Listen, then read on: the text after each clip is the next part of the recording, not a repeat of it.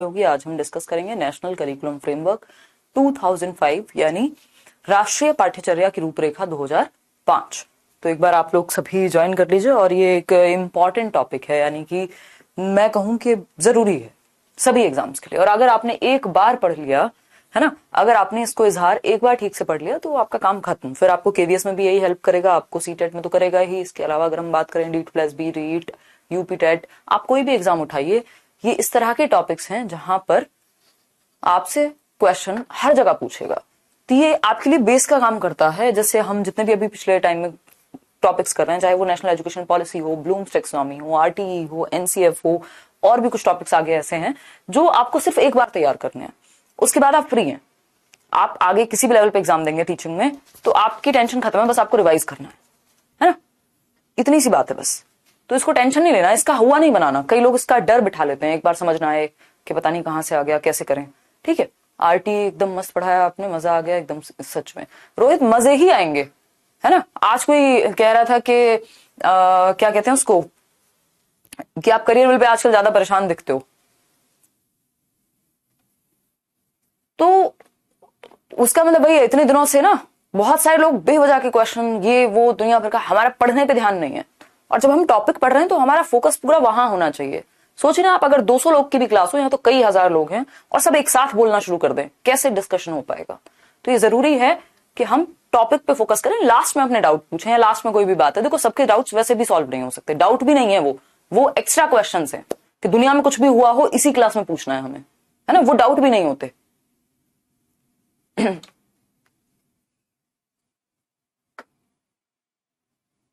अच्छा रंगोई, ठीक है भाई। एनसीएफ 2020 नहीं 2021 बनना था, अभी देखो वो 2025 तक जहां तक है शुरू बन पाएगा। लेट्स सी, ठीक है ना।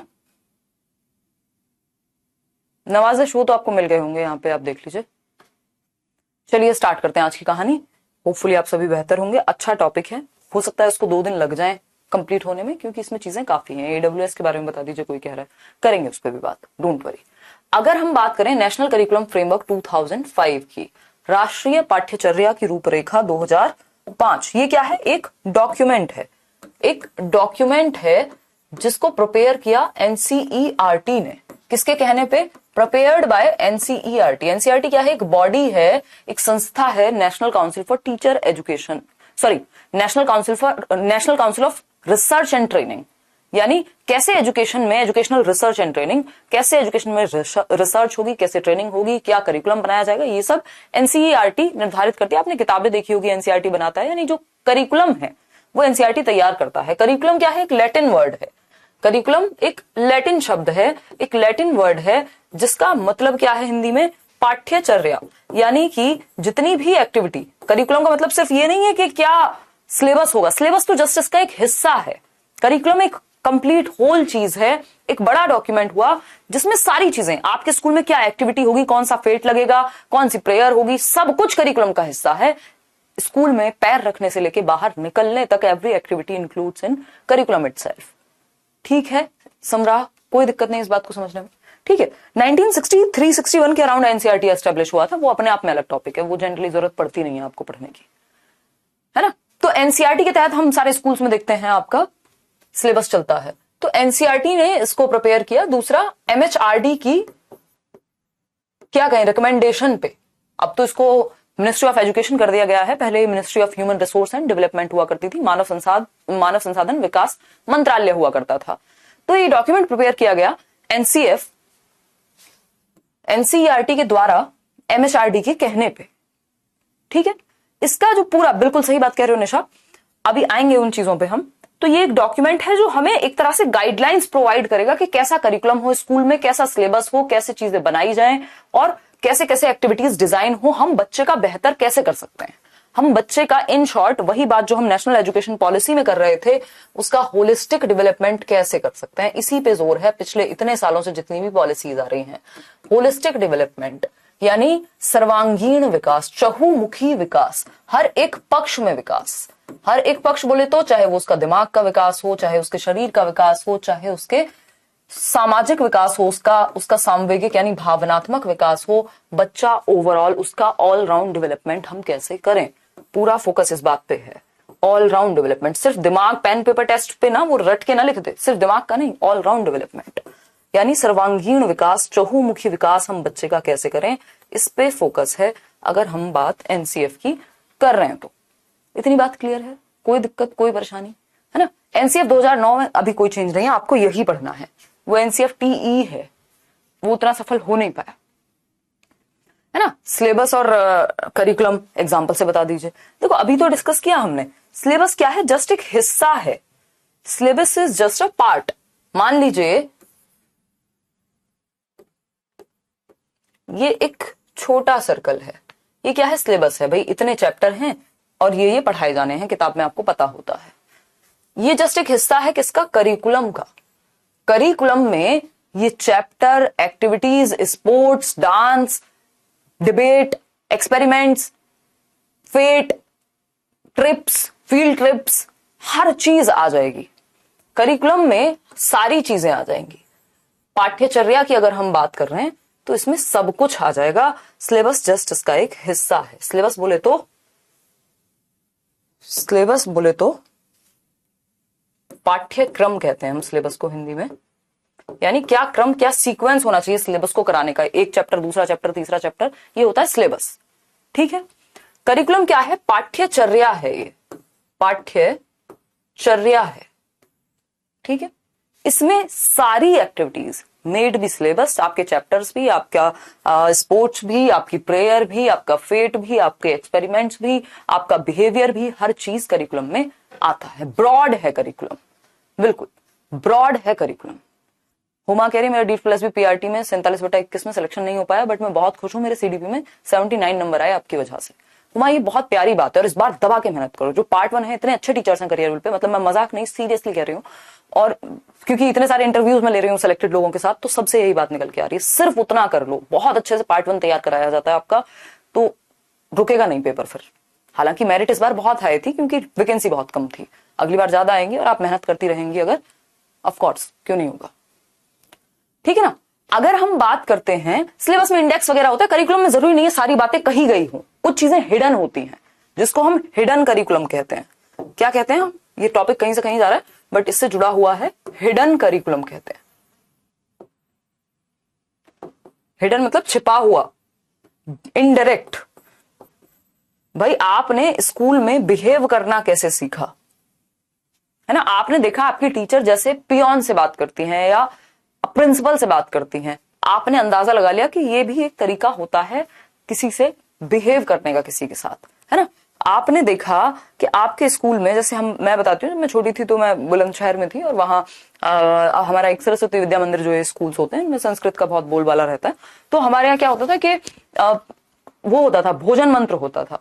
तो वो भोजन मंत्र का जो इनडायरेक्ट मैसेज है वो ये है कि हम फूड को प्रे कर रहे हैं, हम क्या है, ग्रेटफुलनेस सिखाई जा रही है हमें इनडायरेक्टली, कि हम ग्रेटफुल हैं कि हमारे प्लेट में खाना है ना।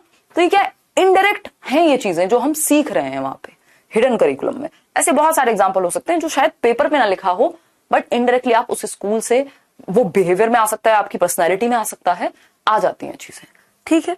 तो सिलेबस की अगर हम बात कर रहे हैं, सिलेबस जस्ट एक छोटा सा हिस्सा है, यानी सिलेबस क्या है, एक संकुचित अर्थ में सिलेबस को यूज किया जाता है, यानी नैरो है ना, संकुचित है, छोटा रूप है, संकुचित है। वहीं अगर हम बात करते हैं किसकी, करिकुलम की, करिकुलम क्या है, करिकुलम एक ब्रॉड टर्म है, विस्तृत टर्म है। क्या है? विस्तृत है करिकुलम, विस्तृत है, ठीक है जी। कोई दिक्कत परेशानी इस बात को समझने में हो तो बता दीजिए। बहुत बढ़िया अनु, ठीक है। याद कैसे रखें, पहले हमारा पता है फोकस क्या है। कई लोग घबराए हुए इसलिए भी रहते हैं, मैं गुस्सा नहीं कर रही हूँ, नॉर्मली बात कर रही हूँ। मतलब इसमें क्या है, इसमें यह है कि हमारा फोकस इस बात पे कि पहले रट्टे कैसे लगा लें, क्योंकि हम सिर्फ पेपर के लिए पढ़ रहे हैं। देखो हमें पेपर के लिए पढ़ना है, लेकिन अगर हमारे दिमाग में नहीं घुसेगा तो पेपर में कभी नहीं निकलेगा, है ना। तो सबसे पहले फोकस हमारा इस चीज पे होना चाहिए, किस चीज पे, कि हम समझ पाए चीजों को, वो किस उद्देश्य से कही जा रही है, इस चीज को समझ पाए। फिर उसके बाद क्या होगा, अपने आप बार बार रिवीजन के थ्रू दिमाग में चीजें टिकने लग जाएंगी, है ना, वो भागेंगी नहीं। क्योंकि एक तो मल्टीपल टाइम्स रिवीजन, उससे पहले रिवीजन सिर्फ रट्टे नहीं लगाने, उससे पहले समझ में आ जाना चाहिए। अगर समझ में आ गया तो चीजें बार बार रिवीजन के थ्रू दिमाग में बैठ जाएंगी। जैसे आप मैथ्स सॉल्व करते होंगे, मेरे को याद है जब मैं छोटी थी, मैं कभी फॉर्मूले याद नहीं किए कि बैठ के अलग से फॉर्मूले के रट्टे लगा रहे हैं। वो इतनी बार यूज होगा अलग अलग क्वेश्चंस में a+b² कि वो अपने आप हाथों को आदत हो जाएगी, याद हो जाएगा, दिमाग में बैठ जाएगा जब आप उसको बार बार अप्लाई करेंगे। तो रट्टे से ज्यादा पहले ये सोचना कि याद कैसे रखें, उससे पहले समझ लीजिए और फिर मल्टीपल टाइम्स रिवीजन कीजिए, है ना। डर नहीं बनाना किसी भी चीज का। आपके सामने लोग 80 नंबर ला रहे हैं, अभी मेरे एक लर्नर है उनका 156 स्कोर है, ईडब्ल्यूएस का सर्टिफिकेट नहीं लगाया, नहीं तो इस बार हो भी गया होता। 45 वैकेंसी की बात हो रही है यहाँ पे जनरल में। तो ऐसा नहीं है कि लोग नहीं कर रहे, उनके पास भी एक दिमाग है, दो हाथ पैर, जिस तरह से आपके पास हैं चीजें, है ना, वो भी पढ़ने की क्षमता रख रहे हैं, आप भी ऑनलाइन पढ़ रहे हैं, ठीक है ना अर्मना। तो टेंशन नहीं लेनी और घबराना नहीं है। ये इंटरनेट की दुनिया इतनी खतरनाक है, आपको लगेगा पता नहीं क्या छूट रहा है, मैं इसको भी देख लूं, मैं इस टीचर को भी देख लूं, मैं उसको भी देख लूं, घुमा फिरा के बात सब एक ही कह रहे होंगे। किसी भी एक को पकड़ो और शांति से पहले पूरा कंप्लीट करो, मल्टीपल टाइम रिवीजन लगा करो, पूरा 100% अपना दो और फिर सोचो कि अब क्या कमी रह गई। जब मॉक टेस्ट दोगे तो वहां से निकल के आएंगी चीजें। टीचर सिर्फ साधन है, स्कैफोल्डिंग है, भरेंगे आपके दिमाग में आप खुद, उसको याद रखेंगे आप खुद, बट समझ में आ जाएगा। बस समझ में आ रहा है, बस इतने में खुश हो जाओ कि यार इसका समझ में आता है, सिलेबस कंप्लीट हो जाएगा, ठीक है ना। चलो आते हैं, अंडरस्टैंडिंग पे फोकस करना है। देखिए अगर हम बात करें, समय अपने पास बहुत है, डोंट वरी, अगर हम बात करें तो सिलेबस क्या है, एक नैरो पर्सपेक्टिव है और ये ब्रॉड है करिकुलम।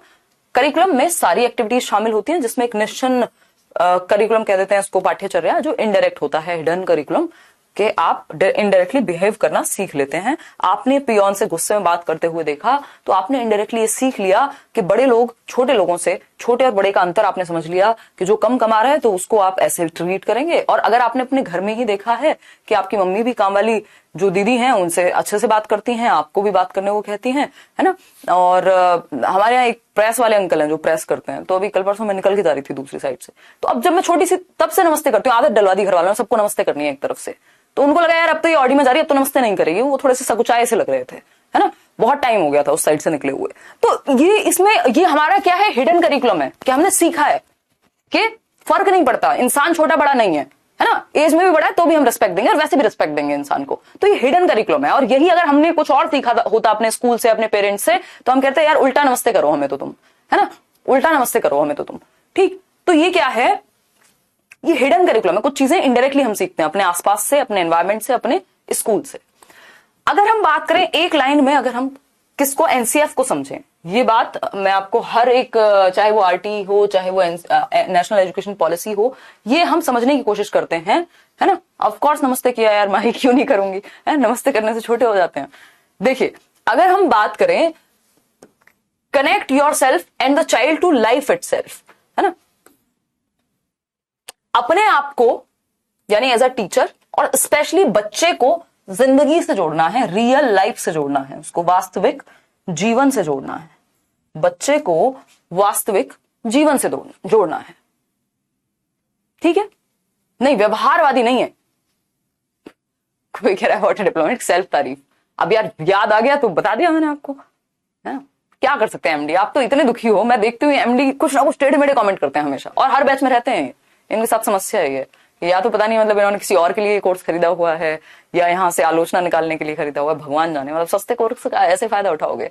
व्यवहारवादी एस्पेक्ट पे नहीं है अभिनव ये, है ना, ये रचनावादी पे है। अब जो एग्जाम्पल जिस टाइम पे याद आएगा वही तो, अच्छा है कि बुरा ये आप सोचिए, ठीक। वास्तविक जीवन से जोड़ना है,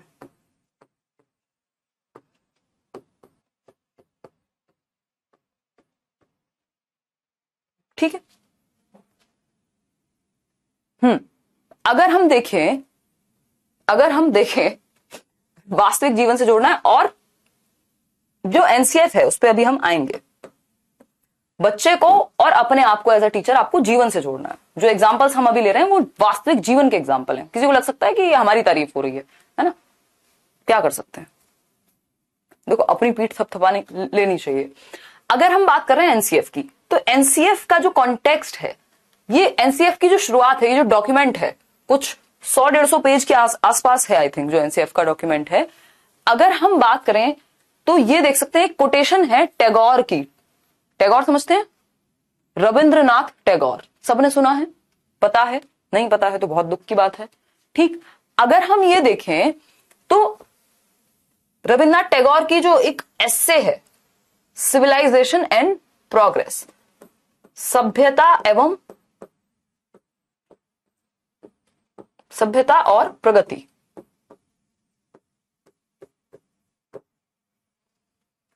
इन which he reminds us a creative spirit. क्या एस्से का नाम क्या है? रविन्द्रनाथ टैगोर का एक एस्से था जिसका नाम है सभ्यता और प्रगति।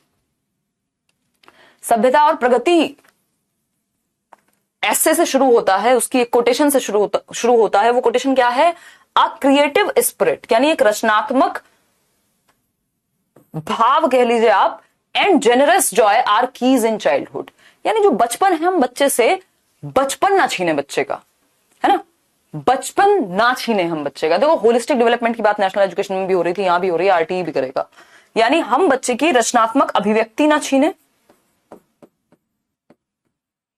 रचनात्मक भावना ना छीने हम। तो बचपन क्या है? रचनात्मक भावना, यानी कुछ नया करना, और जनरस जॉय यानी आनंद का समय है ना। तो बच्चे से उसका आनंद नहीं छीनना है बचपन का, और उसको कुछ नया क्रिएटिव करना सिखाना है। ये एक कोटेशन है जो हमने उठाई है एनसीएफ में।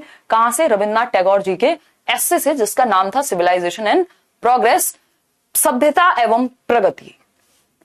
और इसमें दो चीजें हैं जिनको ध्यान में रख के एनसीएफ को बनाया गया। वो है, हो सकती है दिव्या, रचनात्मक भावना यानी क्रिएटिव स्पिरिट, जेनरस जॉय यानी आनंद। बचपन की कीज हैं ये, दो पॉइंट की पॉइंट्स हैं बचपन के।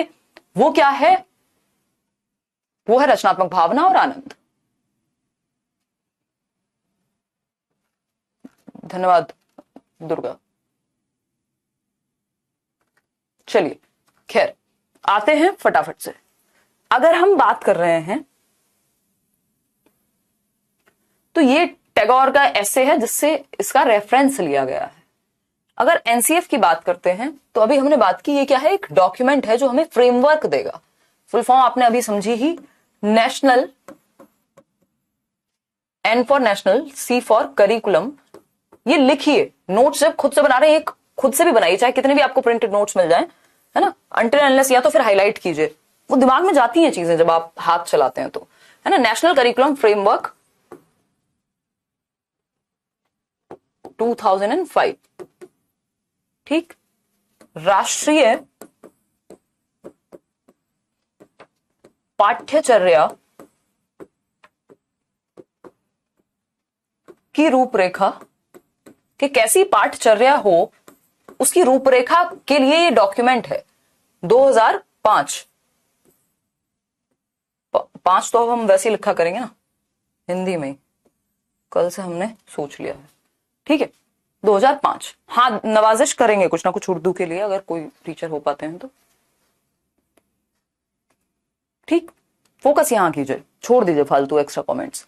अगर हम बात करें नेशनल करिकुलम फ्रेमवर्क 2005, देखिए एनसीएफ की जब हम बात करते हैं तो एनसीएफ को तैयार किया गया एनसीईआरटी के द्वारा, national council for educational research and training. उसके बाद अगर हम बात करते हैं तो ये किसके कहने पे? एमएचआरडी यानी ministry of human resource and development. अभी ये मिनिस्ट्री ऑफ एजुकेशन हो चुकी है, ठीक है, इतनी बात दिक्कत नहीं है कोई। एक रिपोर्ट आई थी 1993 की, 1993 की, लर्निंग विदाउट बर्डन, यानी शिक्षा बिना बोझ के। उससे इंस्पिरेशन मिली इस चीज को कि एक ऐसा डॉक्यूमेंट लाया जाए कि जहां पे शिक्षा बोझ ना बने। बच्चे का जो बैग है, बस्ता है, वो उससे भी भारी है। ये नहीं होना चाहिए, है ना, ठीक है, ये नहीं होना चाहिए। अच्छा, ये किस पे बेस्ड है? एक क्वेश्चन ये आता है, एनसीएफ जो है वो किस स्कूल ऑफ थॉट पे, किस स्कूल ऑफ साइकोलॉजी पे बेस्ड है? तो हम कहेंगे रोहिणी कि ये कंस्ट्रक्टिविज्म पे बेस्ड है। ये क्वेश्चन आया हुआ है, आ सकता है, पूछा जा सकता है। कंस्ट्रक्टिविज्म पर बेस्ड है, कंस्ट्रक्टिविज्म पर बेस्ड है, मतलब रचनावाद पे, या संरचनावाद कह देते हैं, बट रचनावाद कहिएगा क्योंकि संरचनावाद से कंफ्यूजन हो सकती है। स्ट्रक्चरलिज्म को भी फिर संरचनावाद ही कहेंगे, ठीक। अगर हम बात करें तो कंस्ट्रक्टिविज्म यानी रचनावाद, कुछ कंस्ट्रक्ट करना, जिससे प्याजे बिलोंग करते हैं, जिससे वाइगॉस्की बिलोंग करते हैं। जो कंस्ट्रक्टिविस्ट लोग क्या कहते हैं? Knowledge can be constructed actively by the child itself, यानी ज्ञान का सृजन बच्चे द्वारा सक्रिय रूप से किया जा सकता है। यानी बच्चे को एक्टिविटी करने का अगर आप मौका दोगे तो वो ज्ञान की रचना स्वयं कर लेगा, ठीक है। ज्ञान की रचना स्वयं कर लेगा, कंस्ट्रक्टिविज्म यानी रचनावाद। तो ये रचनावाद पे बेस्ड है। आपके सामने कॉग्निटिविज्म आ जाएगा, आपके सामने बिहेवियरिज्म आ जाएगा, व्यवहारवाद जिसको कहते हैं, वो आपको नहीं लगाने, है ना।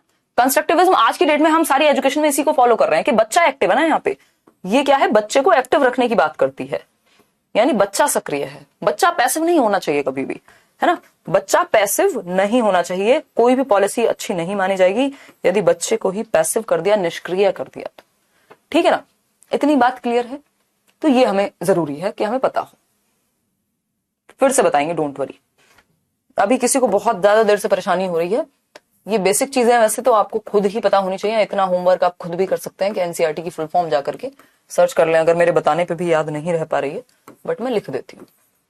और एमएचआरडी की भी, national council for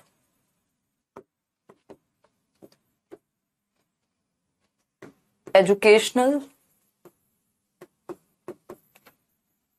research and training.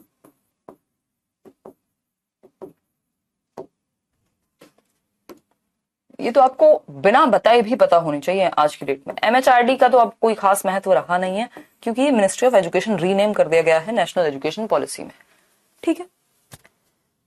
अगर हम बात करते हैं मिनिस्ट्री ऑफ ह्यूमन, मानव संसाधन विकास मंत्रालय ना, यहां तक नहीं दिख रहा होगा, ह्यूमन रिसोर्स एंड डेवलपमेंट। इसकी मिनिस्ट्री में बहुत सारे लोग इसके मिनिस्टर रहे हैं। आपको स्मृति ईरानी याद होंगी, वो जो तुलसी आती थी ना, घर घर की कहानी और व्हाटएवर। तो ये क्या है बेसिकली, ये है मानव संसाधन विकास मंत्रालय, जिसको अभी मिनिस्ट्री ऑफ एजुकेशन रीनेम किया जाएगा नेशनल एजुकेशन पॉलिसी के बाद। और ये आपकी एनसीईआरटी है, ये तो आपको पता ही होना चाहिए, दिल्ली में हेडक्वार्टर्स हैं। अगर हम बात करें तो national council for educational research and training, education में जितनी भी रिसर्च होगी, ट्रेनिंग होगी, करिकुलम सिलेबस जो भी बनेगा वो एनसीईआरटी प्रिपेयर करेगी, ट्रेनिंग कराती है टीचर्स की, बहुत सारी चीजें होती हैं, है ना। ह्यूमन रिसोर्स एंड डेवलपमेंट में आपकी शिक्षा आती थी और भी बहुत सारी चीजें होती थी, ठीक है। ये बेसिक बातें हैं जो हमें पता होनी चाहिए। चलिए, लर्निंग विदाउट बर्डन की रिपोर्ट थी, एक रिपोर्ट आई थी लर्निंग विदाउट बर्डन, जिससे इंस्पायर्ड है ये एनसीएफ, विदाउट बर्डन,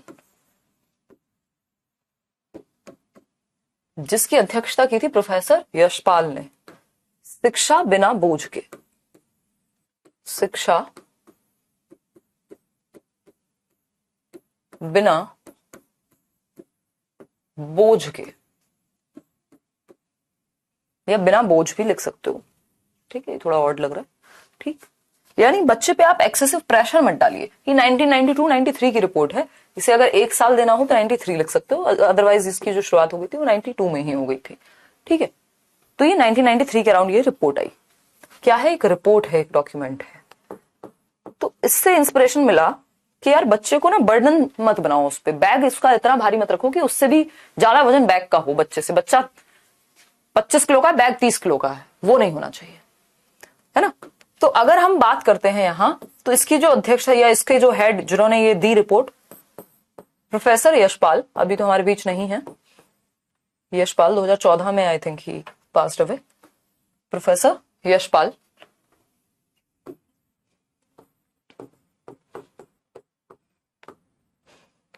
ठीक है, इनके द्वारा ये रिपोर्ट पेश की गई, क्लियर है।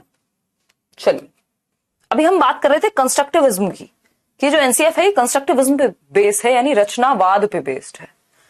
अगर हम बात करें कंस्ट्रक्टिविज्म की, रचनावाद की, कंस्ट्रक्टिविज्म किस स्कूल ऑफ थॉट पे बेस्ड है, कंस्ट्रक्टिविज्म। कंस्ट्रक्टिविज्म क्या होता है, रचनावाद, यानी जो इस बात को माने कि ज्ञान का सृजन किया जा सकता है, ज्ञान की रचना की जा सकती है, यानी नॉलेज कैन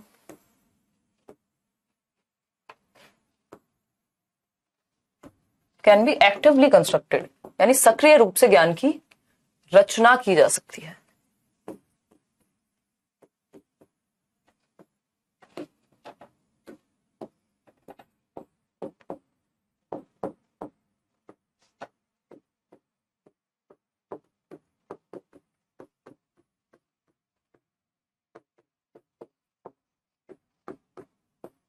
बच्चे द्वारा,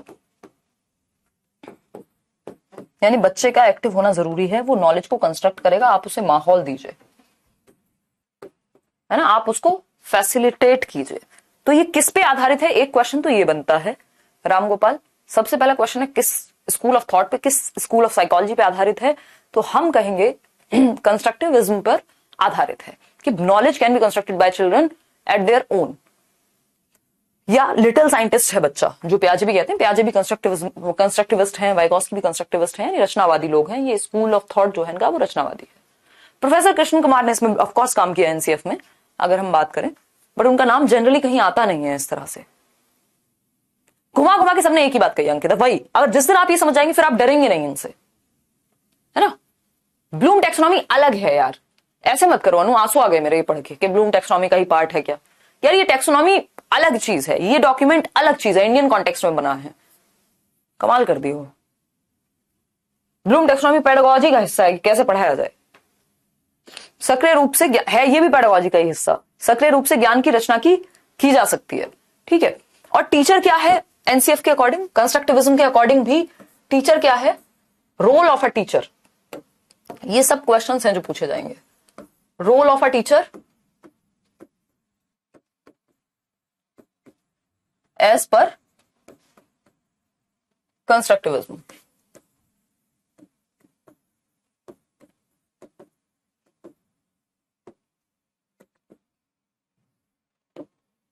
तो आप क्या कहेंगे, बताना चाहेगा कोई।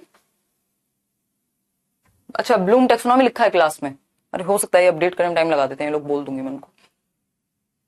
अच्छा अच्छा न्यू स्टूडेंट है, नहीं समझ पाते हैं, अच्छा कोई बात नहीं, से भी नहीं, कोई ना कोई रोज आता है ये कहने ना कि ये उसका पार्ट है, तो ये कई दिनों से चल रहा है। इस बार मैं टीम को भी बोल दूंगी अगर उनके एंड पे गलती है तो, सॉरी भाई अगर आप लोग नए हैं तो, मैं समझ सकती हूँ, बट आप मेरा भी दर्द समझिए कि डिस्कशन करते समय ये नहीं पता चलता आप किस भावना से कमेंट कर रहे हैं, तो बीच में डिस्टर्बिंग एलिमेंट बन जाता है कई बार, और सेम बात 3 दिन से चल रही है ना, डाउट हो तो समझ भी आता है। टीचर क्या है, फैसिलिटेटर है, फैसिलिटेटर है, यानी सुविधा दाता है।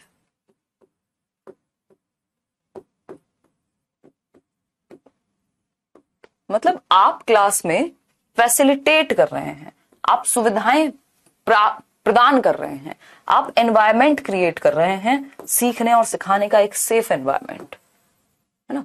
आप क्या कर रहे हैं, एनवायरमेंट क्रिएट कर रहे हैं, ठीक है। जहां बच्चे को जरूरत होगी वहां आप उसको मदद करेंगे, ठीक है संगीता, बिल्कुल हो जाएगा।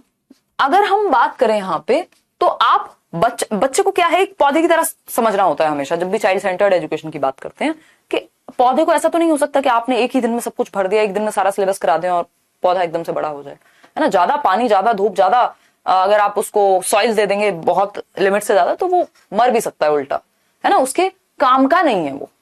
लेकिन अगर हम बात कर रहे हैं एक ऐसा एनवायरमेंट जहां जरूरत हो, पौधे को टाइम पे हम नरिशमेंट दें, उसको खींच के बड़ा तो नहीं कर सकते, टाइम टू टाइम उसका ध्यान रख सकते हैं, ऐसे आपको बच्चे के साथ करना है ना, ऐसे ही आपको बच्चे के साथ करना है, स्कैफोल्डिंग करनी है एक तरह से, ठीक, जहां जरूरत पड़े नेविगेट करना है, कुल मिला के बच्चे को एक्टिव रखना है। ये है ये डॉक्यूमेंट जिस पे हमने अभी तक बात की है। प्रोफेसर यशपाल इसके चेयरपर्सन रहे, यानी इनकी अध्यक्षता में ये डेवलप हुआ। अध्यक्षता किसकी रही, प्रोफेसर यशपाल की, ये है प्रोफेसर यशपाल, ठीक है, ये चेयरपर्सन रहे इसको बनाते समय, और वो जो लर्निंग विदाउट बर्डन की रिपोर्ट थी वो भी इन्हीं के द्वारा तैयार की गई, ठीक है। बेसिक सी बात है, कोई दिक्कत नहीं है, क्लियर है, कोई समस्या हो तो बता दीजिए।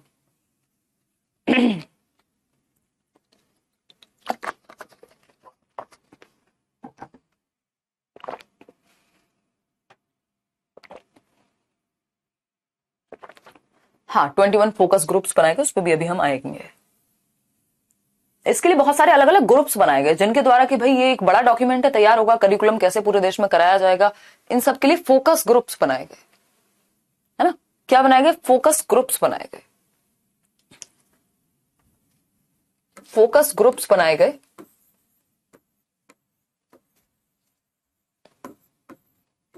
कितने, 21, 21।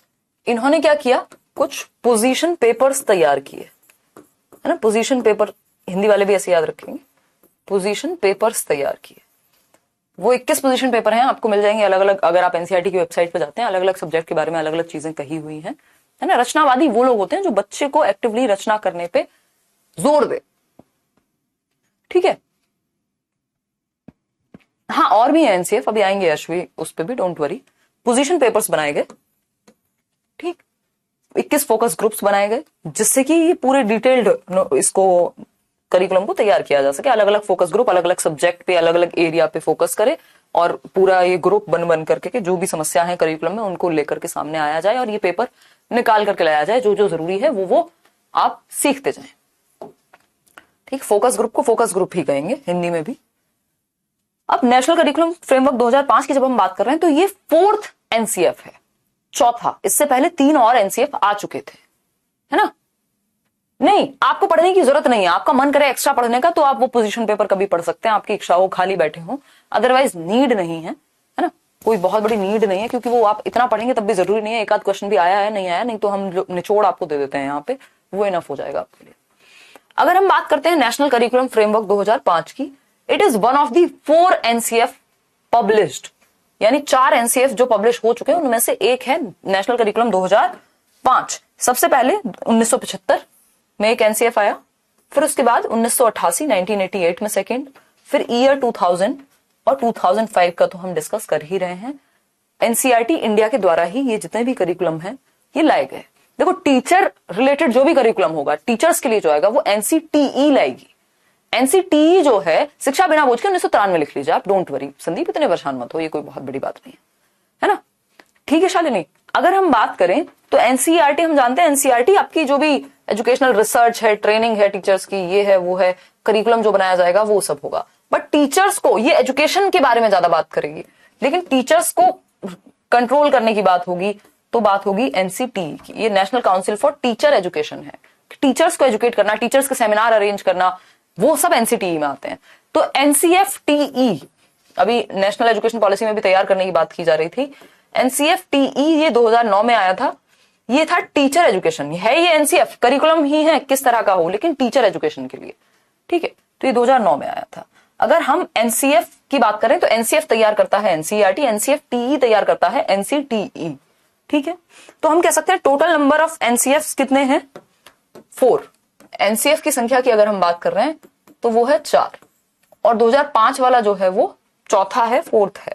सबसे पहले 1975 में एनसीएफ आया, फिर 1988 में एक और एनसीएफ आया, भाई इंप्रूव होता रहता है ना टाइम के साथ साथ, पहले से चीजें बदलती रहती हैं। फिर 2000 में आया और 2005 में आया, जिस पे हम चर्चा कर रहे हैं। तो ये 4th एनसीएफ है, अभी डेवलप होगा नेशनल एजुकेशन पॉलिसी के अनुसार, उस पर अभी काम चल रहा है, ये कह लीजिए आप, या हमें पता नहीं है एग्जैक्टली कितना चल रहा है। तो ये एनसीईआरटी के द्वारा डेवलप किए गए, ये जितने भी एनसीएफ हैं ये किसके द्वारा डेवलप किए गए, एनसीईआरटी के द्वारा डेवलप किए गए, प्रिपेयर्ड बाय एनसीईआरटी, ठीक है। कुछ ऑब्जेक्टिव अचीव हो पाते हैं, कुछ नहीं हो पाते हैं। अगर हम धरातल पे सच्चाई देखते हैं जाकर के, तो इनमें जो भी चीजें बताई गई होती हैं उनमें से कुछ चीजें अचीव भी होती हैं, कुछ स्कूल्स में, कुछ संस्थाओं में ज्यादा अचीव होती हैं, कुछ में बिल्कुल अचीव नहीं होती, कुछ में कम अचीव होती है ना। हाँ, ये 4th एनसीएफ है, 2005 वाला जो है ये 4th नंबर का एनसीएफ है। ये क्या है, 4th एनसीएफ है ये। वो तो आप क्रोनोलॉजिकल ऑर्डर में ही देख लीजिए, है ना। पहले 75, फिर 88, 88, ईयर 2000, और अब है ये 2005, ठीक है। कोई दिक्कत परेशानी दर्द समस्या इस बात को समझने में हो अगर तो बताइए, नहीं तो कोई बात ही नहीं है, ठीक है ना। इतनी बात तो क्लियर है। हाँ, अब हम बात कर रहे हैं, वैसे जो बातें हम कर चुके हैं वही मैं आपको एक बार ये लिखित फॉर्मेट में समझाने की कोशिश करती हूँ कि एनसीएफ डॉक्यूमेंट जो है, इसकी जो पॉलिसी का बेस है, वो जो पहले गवर्नमेंट ने रिपोर्ट तैयार की थी एजुकेशन पे, वो थी लर्निंग विदाउट बर्डन, यानी शिक्षा बिना बोझ के। वो उसको आधार बनाया गया, और नेशनल एजुकेशन पॉलिसी आई थी 1986 में। तो ये 1986 से 1992 के बीच लर्निंग विदाउट बर्डन आया, 93 में ही फाइनल हुआ। तो अगर हम बात करें तो इन सबको ध्यान में रखा गया। जो न्यू एजुकेशन पॉलिसी थी, नेशनल एजुकेशन पॉलिसी 1986 में राजीव गांधी के टाइम पे, और लर्निंग विदाउट बर्डन की जो ये रिपोर्ट थी, इन दोनों को क्या किया गया, इन दोनों को बेस बनाया गया इस एनसीएफ के लिए, एनसीटीई एक स्टैट्यूटरी बॉडी है, एक इंडिपेंडेंट बॉडी है जो टीचर एजुकेशन को कंट्रोल करती है, फोकस करती है। National council for teacher education, NCTE. ठीक, अगर हम बात करें नेशनल पॉलिसी ऑफ एजुकेशन की तो 1986 और ये एंड फोकस ग्रुप डिस्कशंस, तो 3 चीजों पे इसका फोकस रहा। अगर हम इसको ऐसे देखें, the approach and recommendations of NCF 2005 are for the entire educational system, पूरे एजुकेशनल सिस्टम को लेकर के इसमें रिकमेंडेशंस दी गई, इसमें सुझाव दिए गए, किसमें, एनसीएफ में, कि चाहे वो टीचर हो, चाहे वो करिकुलम हो, सिलेबस हो, सब में थोड़ा थोड़ा परिवर्तन होना चाहिए। ठीक है, अगर हम बात कर रहे हैं यहाँ पे तो 3 चीजों को, एक तो लर्निंग विदाउट बर्डन की रिपोर्ट को आधार बनाया गया जब इस डॉक्यूमेंट को तैयार किया जा रहा था, तो है ना, कि उसमें क्या कहा गया था और कैसे हम उसको बेहतर कर सकते हैं, लर्निंग विदाउट बर्डन। इसके अलावा अगर हम बात कर रहे हैं तो आपकी एक और चीज है नेशनल एजुकेशन पॉलिसी 1986 वाली।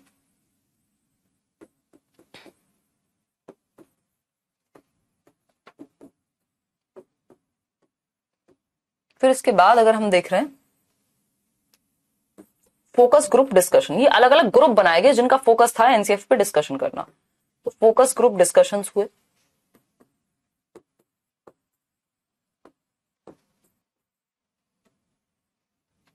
ठीक है, इसमें 21 नेशनल फोकस ग्रुप्स बनाए गए जिन्होंने कुछ पोजीशन पेपर्स प्रेजेंट किए, जिसमें अलग अलग टॉपिक्स पे अलग अलग बात हुई, अलग अलग पोजीशन पेपर अलग अलग सब्जेक्ट पे है, अलग अलग मुद्दे पे है। ठीक है, ये सारे डिस्कशन के बाद आपका एनसीएफ बना। ये सब मिला करके, इन सब का मतलब ये नहीं है कि इन सबको जोड़ करके बनाया गया, बट इन सब से प्रेरणा ली गई या बेस बनाया गया इनको। ठीक है, फिर जाकर के एनसीएफ तैयार हुआ। पूरे एजुकेशनल सिस्टम के लिए रिकमेंडेशंस इसमें है कि क्या बदलाव, क्या सुझाव होने चाहिए। इस एनसीएफ को 22 भाषाओं में ट्रांसलेट किया गया, क्योंकि भारत एक विविध भाषी देश है, बहुभाषी देश है। यहां पे है ना, यहां पे क्या है, बहुत सारी भाषाएं हैं। कई स्टेट में तो समझ ही नहीं पाएंगे अगर भाषा आप चेंज नहीं करेंगे। आप साउथ में जाएंगे और हिंदी बोलेंगे तो कैसे काम चलेगा। ठीक है राहुल, तो हम कह सकते हैं कि इनको, एनसीएफ को 22 भाषाओं में ट्रांसलेट करने के लिए कहा गया, and has influenced the syllable in 17 states. 17 state का जो सिलेबस है, 17 राज्यों का सिलेबस इसने अफेक्ट किया और 22 भाषाओं में ट्रांसलेट किया गया इसको। ठीक है, एनसीईआरटी ने 10 लाख रुपए का ग्रांट दिया हर एक स्टेट को, हर एक राज्य को, to promote NCF in the language of the state, जो वहां की भाषा है उसमें प्रमोट किया जाए एनसीएफ को, और जो भी करंट सिलेबस है उसको कंपेयर किया जाए, और जो एनसीएफ में बताया गया है उससे कंपेयर करके जो भी बदलाव की जरूरत है उसको, उसमें बदलाव लाया जाए। ठीक है, मिलेगी बाइलिंगुअल भी रोशनी। This exercise is being carried out with the involvement of state councils for educational research and training and district institutes of education and training.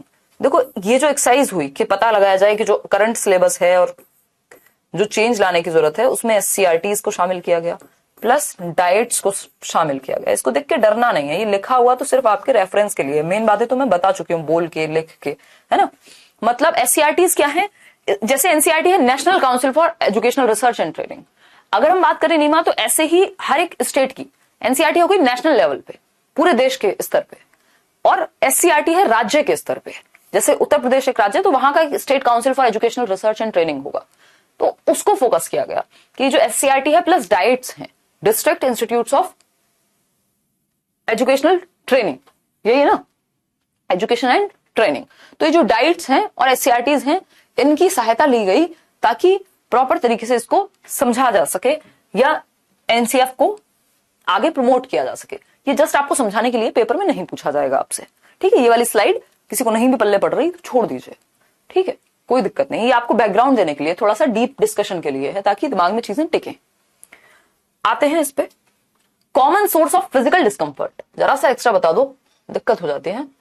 ये कॉमन सोर्सेज हैं किसके, फिजिकल डिस्कंफर्ट के, कि बच्चे को समस्या हो कहां रही थी। जब तक समस्या नहीं है तब तक बदलाव भी नहीं है, तो समस्या कहां हो रही थी बच्चे को। कॉमन जो सोर्सेज थे, संसाधन थे जिनसे समस्या थी, लॉन्ग वॉक्स टू स्कूल, दूर दूर स्कूल है, बच्चा जा रहा है बहुत दूर, 10 किलोमीटर स्कूल है घर से, तो समस्या है। फिर बाद में तो आरटीई आया है ना, जो कह रहा है कि स्कूल पास में लेके आओ। इसमें कहा गया था हैवी स्कूल बैग्स, बस्ता इतना भारी है कि बच्चे के वजन से ज्यादा भारी है, अभी नेशनल एजुकेशन पॉलिसी में भी कहा गया कि उसको उतना भारी मत रखिए।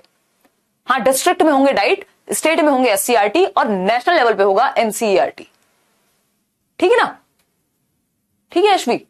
अगर हम बात करें लैक ऑफ बेसिक इंफ्रास्ट्रक्चर, यानी जो इंफ्रास्ट्रक्चर है, जो ढांचा है वो प्रॉपर है ही नहीं, बेसिक टॉयलेट्स तक नहीं है। जब तो हम आरटी जो हम कल पढ़ रहे थे वो 2009 में आया है, तभी तो उसमें बात हुई है ना, एक गर्ल्स और बॉयज के लिए अलग अलग टॉयलेट्स हो, स्कूल 1 किलोमीटर और 3 किलोमीटर के दायरे में हो, है ना रूपांजलि पूछो। तो लैक ऑफ बेसिक इंफ्रास्ट्रक्चर, बुनियादी ढांचा भी नहीं था, उसकी भी कमी थी, तो ये भी एक प्रॉब्लम थी। सपोर्ट नहीं मिल रहा था, ना तो स्कूल से ना रीडिंग राइटिंग के लिए मटेरियल है बच्चों के पास, बहुत सारे बच्चों के पास पेंसिल नहीं है, तो इन सब का भी इलाज किया जाए। फिर है badly designed furniture that gives children inadequate back support and cramps their legs and knees, यानी इतना बेढंगा फर्नीचर है कि वो बैठे तो दिक्कत और हो जाए, पॉस्चर ही खराब हो जाए उनका, या फिर कहीं पे है ही नहीं, अगर हम फर्नीचर की बात कर रहे हैं तो। ठीक है,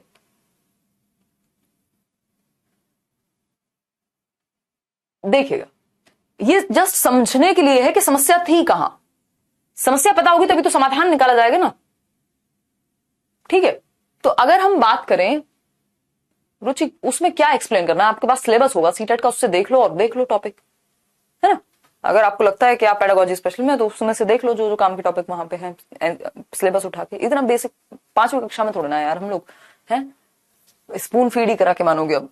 देखो, अगर हम बात करें time tables that do not give young children enough breaks, time table इतने बोरिंग है, पता है वही सेम क्लास उसी टाइम पे लगेगी, कोई फ्लेक्सिबिलिटी नहीं है, कोई लचीलापन नहीं है, रिजिड टाइम टेबल है, खेलने कूदने का उनके पास ना पीरियड है ना उनको मौका दिया जाता है। ओल्डर चिल्ड्रन को भी डेप्रिवेशन है, वंचित हैं वो खेलने कूदने से, स्पोर्ट्स टाइम, या गर्ल्स के लिए ऑप्शन ही नहीं है कि वो स्पोर्ट्स चूज कर पाए। ठीक है ना, करा देंगे निशा टॉपिक का time change. Specially for girls the absence of toilets and sanitary requirements, जो सैनिटरी पैड्स आप देखते हैं आजकल बांटे जाने लगे हैं स्कूल्स में, टॉयलेट्स की एक व्यवस्था नहीं, कहां से बच्चा स्कूल जाएगा, कहां से बच्चा स्कूल जाएगा, है ना। टॉयलेट में टीचर ताला लगा के बैठे हैं, बताओ कितना खराब मामला है। क्या हो गया शिक्षा, कहां समस्या आ गई। एक तो ऐसे ऐसे शब्द आप लोग यूज करते हैं, टीचर बनने जा रहे हैं आप लोग, कमाल है।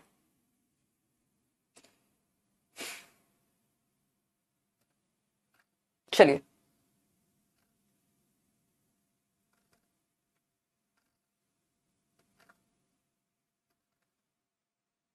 अब देखो एनईपी एनसीएफ का पार्ट है, साक्षी पूछ रही है, अब बताओ इतने प्यारे क्वेश्चन पे मैं क्या करूं, हंस दूं, रो दूं, क्या करूं।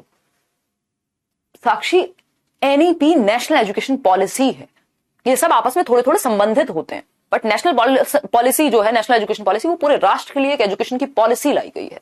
एनसीएफ एक डॉक्यूमेंट है छोटा सा, जो बता रहा है किस तरह का करिकुलम बनाओ। ब्लूम टैक्सोनॉमी एक तरीका है कि पढ़ाने के क्या ऑब्जेक्टिव होने चाहिए। आरटीई एक अलग डॉक्यूमेंट है ना, ये सब अलग अलग होते हैं। ठीक है, जागो नींद से मोहन प्यारे, जागो प्यारी। देखिए, अगर हम बात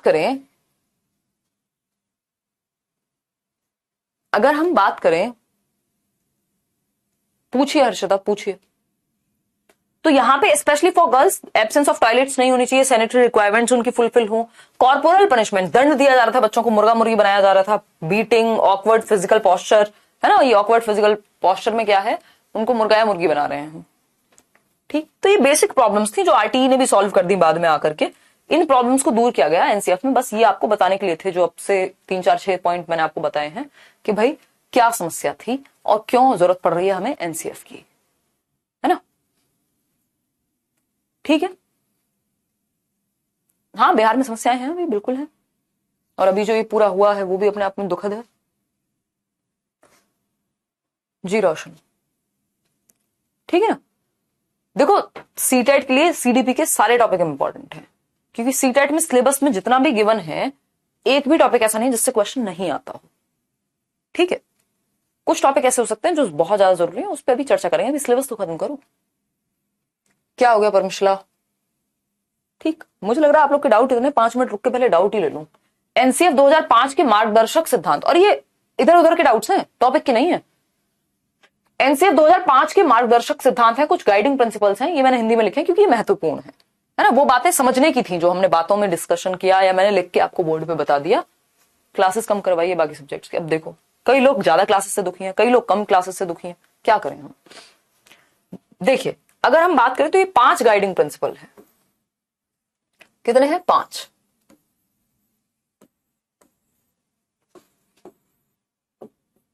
यानी 5 गाइडिंग प्रिंसिपल हैं कि इन सिद्धांतों को ध्यान में रख के अगर आपने ये 5 प्रिंसिपल समझ लिए तो आपको पूरा एनसीएफ एक तरह से समझ में आ गया। आपका एनसीएफ का क्वेश्चन गलत नहीं होगा अगर ये 5 प्रिंसिपल्स, ये 5 सिद्धांत आपके दिमाग में बैठे हुए हैं। ठीक है, पुष्पेंद्र उस पर करेंगे बात। ठीक है, तो ये एनसीएफ 2005 के मार्गदर्शक सिद्धांत है कि इनको, मार्गदर्शन होता है ना, ये सिद्धांत है। जैसे जीवन में भी घर वालों ने भी बताया होगा कभी कि बेटा एक चीज जीवन में याद रखना कि सच बोलना है, ये सिद्धांत हो गया। तो ये मार्गदर्शक सिद्धांत हो गया कि जीवन भर आपको ये चीज गाइड करेगी। तो इसी तरह से 5 गाइडिंग प्रिंसिपल्स हैं एनसीएफ को ध्यान में रख करके बनाया गया। जब तो गाइडिंग प्रिंसिपल्स बनाए गए, इनको एक एक करके भी डिस्कशन करेंगे, डोंट वरी। और लेकिन ये डिस्कशन अब हम नेक्स्ट क्लास में करेंगे क्योंकि आज का डिस्कशन इनफ हो गया है, क्योंकि ये आधा अधूरा नहीं कर सकते हम इसको, है ना। आधा अधूरा करेंगे तो मजा नहीं आएगा। अगर हम बात करते हैं, अब आपका कोई भी यहां तक का डाउट है तो प्लीज पूछ लीजिए, है ना, ताकि आगे नेक्स्ट क्लास में आपको समस्या थोड़ी कम हो। आज जितना भी डिस्कस किया है उसको थोड़ा सा समझिएगा, उसको थोड़ा सा रिवाइज कीजिएगा और परेशान मत होइए, बेचैन मत होइए जरा सी बात में, है ना। 6 क्लासेस में बेचैन हो जाओगे तो अभी तो बहुत कुछ पढ़ना बाकी है। जो पेडागोजी वाले बैच में उनके लिए एक क्लास होती है, जो बाकी बैचेस में ये कॉमन क्लासेस चल रही है ना, 2-3 टॉपिक आपके ऐसे हैं, इवन 4-5 टॉपिक जो सभी बैचेस में कॉमन होते हैं, तो ये उन्हीं में से एक क्लास है। जैसे ब्लूम टेक्सोनॉमी है, नेशनल एजुकेशन पॉलिसी है, एनसीएफ है, आरटीई है ना। फिर उसके बाद आपकी क्लासेस अलग अलग हो जाएंगी। कहां पे बेबी? अब बताओ, कोई अभी परेशान हो रहा था? फटाफट से कमेंट कर करके पूछो जो पूछना है।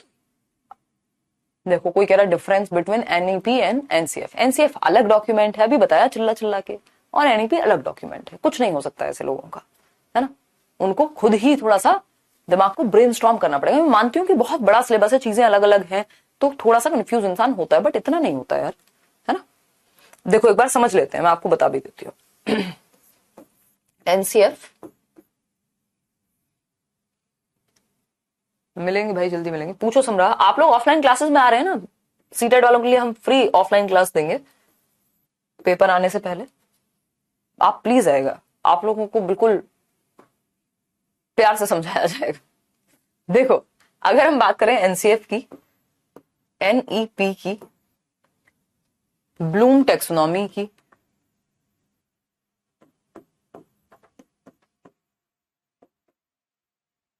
देख पा रहे हो ना? यहां तक नहीं देख पा रहे हो आप। आरटीई की, और कोई बचा है?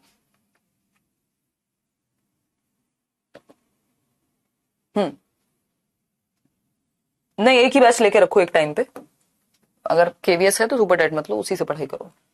एनसीएफ की अगर हम बात करें, ये करिकुलम फ्रेमवर्क है कि हमारा करिकुलम कैसा होना चाहिए, उसमें किस सब्जेक्ट में कैसे सिखाया जाना चाहिए, वो अभी हम आगे भी आके डिस्कशन करेंगे। नेशनल एजुकेशन पॉलिसी होती है, ये कंप्लीट पूरे नेशन के लिए पॉलिसी आई है कि भैया ये चीजें होनी चाहिए, अब हमारी शिक्षा में इस तरह के परिवर्तन होंगे। अब ये नेशनल एजुकेशन पॉलिसी के जो उद्देश्य हैं उनको अचीव करने के लिए कुछ एनसीएफ बनाया जाएगा, करिकुलम भी तो तैयार किया जाएगा ना, फ्रेमवर्क एक तैयार किया जाएगा। क्योंकि नेशनल एजुकेशन पॉलिसी आ गई और रख दी बस बंद करके, ऐसा तो हो नहीं सकता, है ना। इसके लिए करिकुलम भी चाहिए, फ्रेमवर्क भी चाहिए, जिसके लिए एनसीएफ तैयार किया जाएगा। ये टीचर एजुकेशन का एनसीएफ अलग से तैयार होगा, टीई बोलते हैं उसको। आरटीई एक एक्ट है कि जो भी उद्देश्य नेशनल एजुकेशन पॉलिसी में रखे गए हैं वो सब अचीव हो पा रहे हैं कि नहीं हो पा रहे हैं, है ना। वो अलग अलग समस्याओं के आधार पर अलग अलग रिपोर्ट्स आती रहती हैं एजुकेशन में। ब्लूम्स टेक्सोनॉमी एक अलग ही टॉपिक है कि टीचिंग के ऑब्जेक्टिव्स को कैसे डिवाइड करके समझा जाए, कि कुछ ऑब्जेक्टिव्स होते हैं सिखाने के जिसमें हमारे संज्ञान पे फोकस हो, हमारे दिल पे फोकस हो, हमारे सीखना, हम सीखा और कैसे बेहतर सकते हैं। एमएचआरडी है, क्या है इसका काम? पायल हमने बताया था, इसको मिनिस्ट्री ऑफ एजुकेशन कहते हैं, यानी शिक्षा मंत्रालय कहते हैं, जो शिक्षा में चल रही सारी नीतियों का फोकस रखेगा कि ये बन तो गए हैं डॉक्यूमेंट्स, ये अप्लाई हो रहे हैं कि नहीं है, शिक्षा का स्तर क्या है, कितनी साक्षरता है, कैसे और डेवलपमेंट कराना है मनुष्यों का, देशवासियों का, स्कूल्स में क्या चल रहा है और नया क्या लाना है, टीचर एजुकेशन, सेमिनार्स, सारी दुनिया की जितनी भी चीजें हैं वो फिर मिनिस्ट्री ऑफ एजुकेशन संभालेगी ना, एजुकेशन से रिलेटेड। और इसको पहले एमएचआरडी कहते थे, ministry of human resource and development कहते थे। समझ में आ गया होगा होपफुली, है ना। ऐसा लग रहा है कि सीधा 12th के बाद बंक मार के सारी क्लासेस, बीएड नहीं की कभी, कहीं कोई पेपर भी नहीं दिया कई लोगों ने, तो मुझे लग रहा है तो ऐसे काम मत करो यार, है। आज से पहले ये हुआ नहीं है एक्चुअली, ये इस साल के बैच में कुछ गड़बड़ है, मतलब ऐसा मुझे लग रहा है पहली बार, इतने सालों से डिस्कशन चल रहा है और ऑनलाइन क्लासेस भी चल रही हैं, लेकिन इतने प्यारे क्वेश्चन पहले आते नहीं थे। राजीव गांधी के टाइम पे नेशनल एजुकेशन पॉलिसी आई थी 1986 वाली श्री, ठीक है। अच्छा बेबी, अभी नेक्स्ट 1-2 क्लासेस और 7:30 होंगी, फिर आपके अलग अलग टाइम हो जाएंगे। 6 बजे वाली क्लास 6 बजे, 7:30 वाली 7:30, ठीक है ना। और बताइए, प्रीवियस ईयर कोई भी ले लो यार, किरण का ले लो, आर गुप्ता का ले लो, अगर सीटेट के लिए लेना है तो। अदरवाइज तो आपको जितना कराया जा रहा है उतने क्वेश्चन आप साथ में कर लोगे, इनफ हो जाएगा।